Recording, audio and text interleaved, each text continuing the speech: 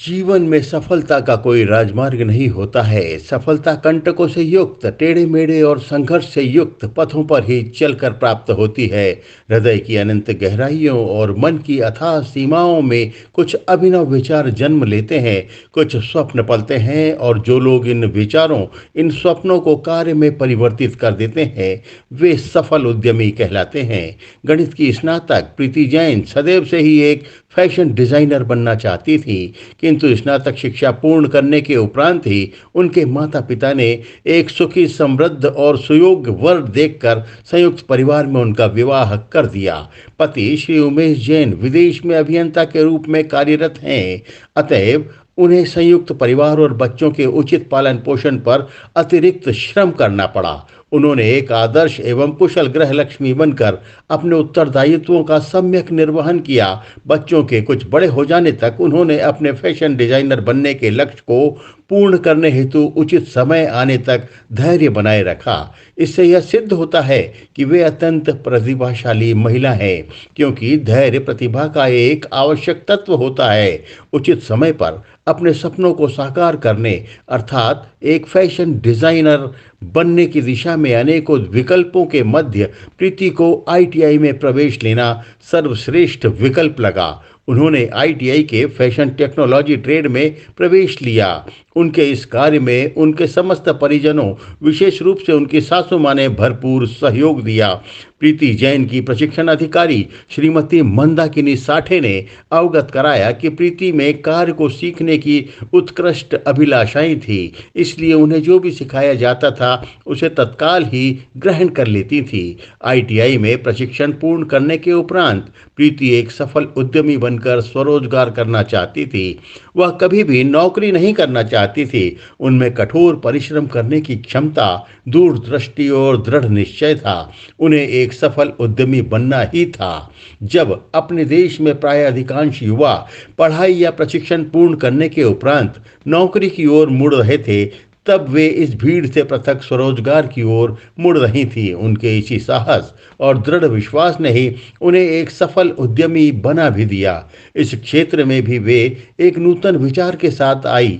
उन्होंने परंपरागत कार्य न करते हुए एक यूट्यूबर बनकर कार्य प्रारंभ किया। उन्हें इस कार्य के लिए पति श्री उमेश जैन ने प्रोत्साहित किया और यह कहकर कि बिना हथियारों के लड़ाई नहीं जीती जाती, समस्त आवश्यक संसाधनों का प्रबंध किया। आधुनिक जगत में यूट्यूब पर प्राचीन सम्राटों की राजरंगशाला भी कह सकते हैं, जहां अनेकों योद्धा और कलाकार अपने विभिन्न कौशल की प्रस्तुतियां देते थे। प्रीति जैन, एक सामान्य गृहिणी, ने यूट्यूब अर्थात आधुनिक राजरंगशाला की उस दुनिया में कदम रखा जहां पूर्व से ही असंख्य योद्धा अर्थात लोग अपनी बहुमुखी प्रतिभाओं और अत्यंत उन्नत उपकरणों व संसाधनों के साथ सक्रिय थे और अपनी अपनी प्रतिभाओं का प्रदर्शन कर रहे थे। हिंदी साहित्य के महान और लोकप्रिय कवि श्री केदारनाथ मिश्र की एक कालजयी कविता कर्ण, जो हिंदी साहित्य जगत का अनुपम अलंकार है, से कुछ पंक्तियां उद्घृत हैं। दुस्साहस था कि वह पहुंचा राजरंगशाला में, चमके जैसे कमल चमकता कनक किरण माला में। प्रीति जैन ने यूट्यूब पर कृष्णा क्रिएशंस नाम से एक चैनल प्रारंभ किया, जिसमें वे फैशन डिजाइन से संबंधित वीडियो अपलोड किया करती हैं। इससे उन्हें लगभग 40,000 प्रति माह की आय होती है। उनकी ख्याति और कार्यों से प्रभावित होकर फेसबुक ने भी उन्हें फैशन डिजाइनिंग से संबंधित वीडियो देने हेतु प्रति माह लगभग 50,000 रुपए भुगतान करने का प्रस्ताव दिया है।